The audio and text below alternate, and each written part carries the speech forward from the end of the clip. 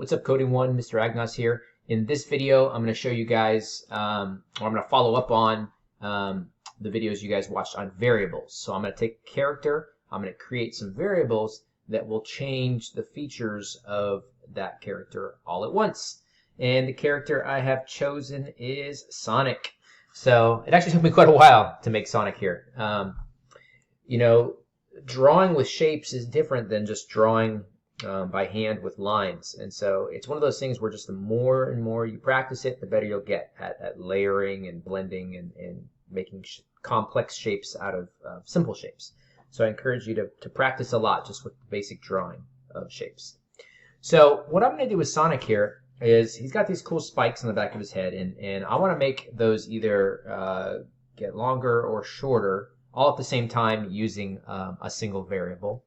And then I'm going to make his eyes get bigger or smaller using a single variable. So I'll start with the eyes. That's going to be a little bit easier. So when you create a variable, you sort of have to like what's called declare that variable.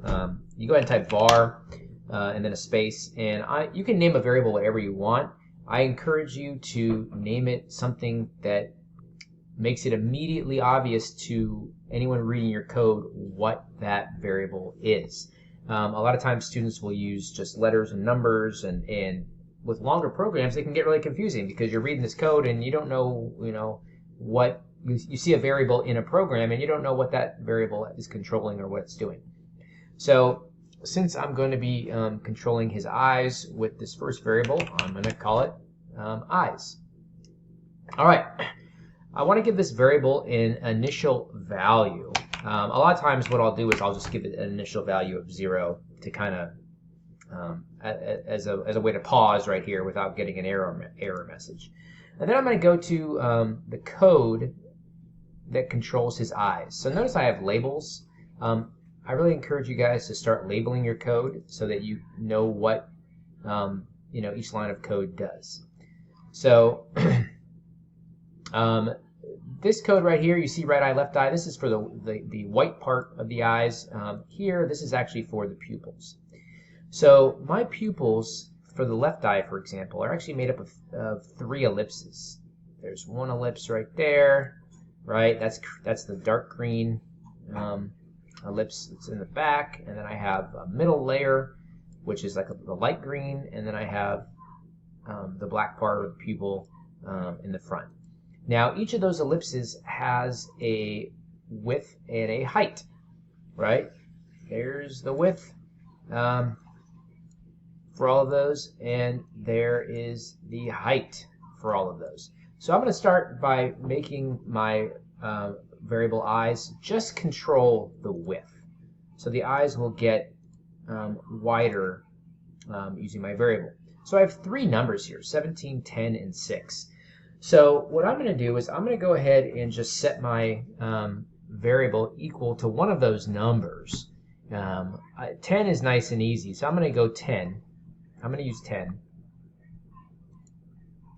So I'm going to go back to the top of my program. I'm going to say var eyes gets 10. And then I'm going to go back and I'm going to replace that 10 with the variable eyes.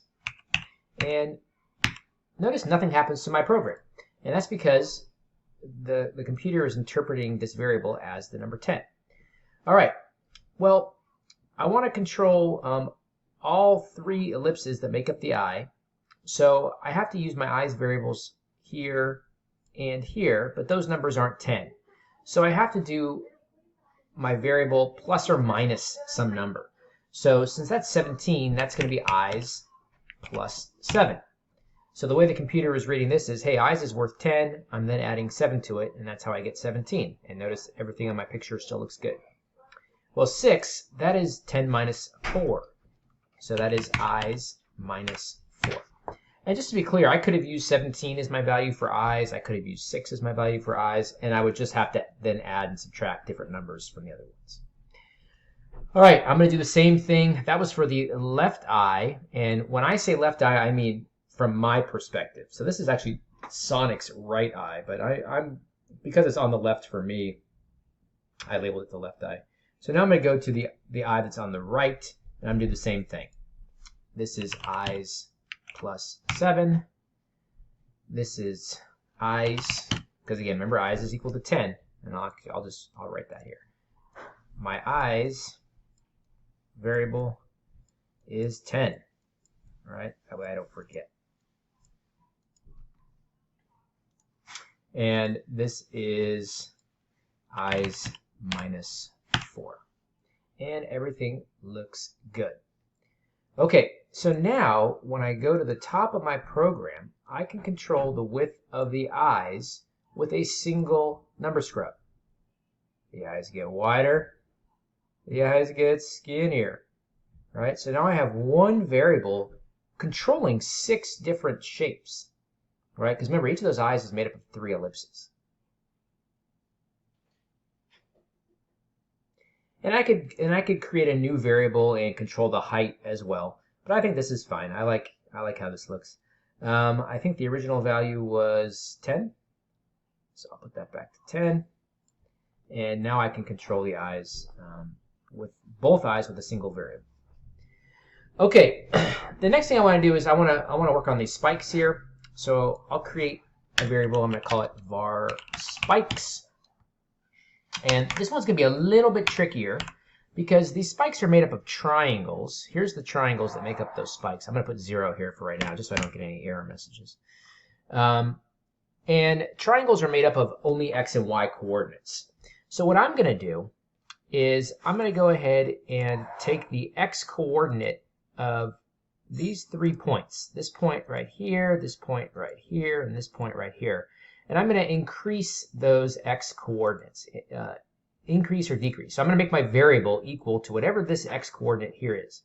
And that way, if my x coordinate gets bigger, his spikes are going to move this direction. And if the x coordinate gets smaller, right, his spikes will move back in that direction. So it's kind of like he's getting longer and shorter, longer and shorter. All right. So the first thing I have to do is I have to figure out, well, which point of my triangle is that? And the easiest way to do that is just to kind of grab these, remember this, so looking at this first triangle here on line 20, this is an x, this is an x, and this is an x. So I did this earlier, and I believe it's the middle one. Yeah, so you can see how that's the point that I want to move. So I'm going to go ahead and I'm going to set my var spikes equal to 207. Okay, so I'm going to go up to the top here, and I'm setting var spikes equal to 207, and then I'm just going to go replace the 207 with spikes. And now if I grab spikes and move it, you can see that that one moves.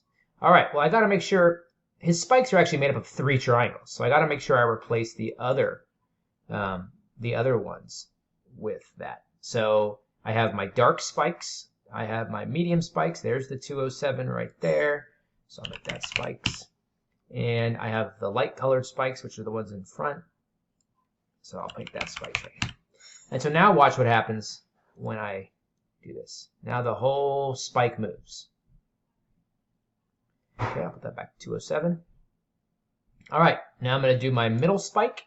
So again, I want to figure out, well, what's the x coordinate of this point right here? And now I need to base that off of 207. So I'm going to go to my spikes here, and one thing I noticed is that this is the furthest x position on the shape. And so I have a 288 and a 314 here. So I'm pretty sure it's the 314. Yeah, there it is. So now I need to ask myself, well, 207 plus what gets me to 314? All right, so spikes is 207, and then I need to add another 107 to get to 314. And I'll do the same thing here. And I'll do the same thing here.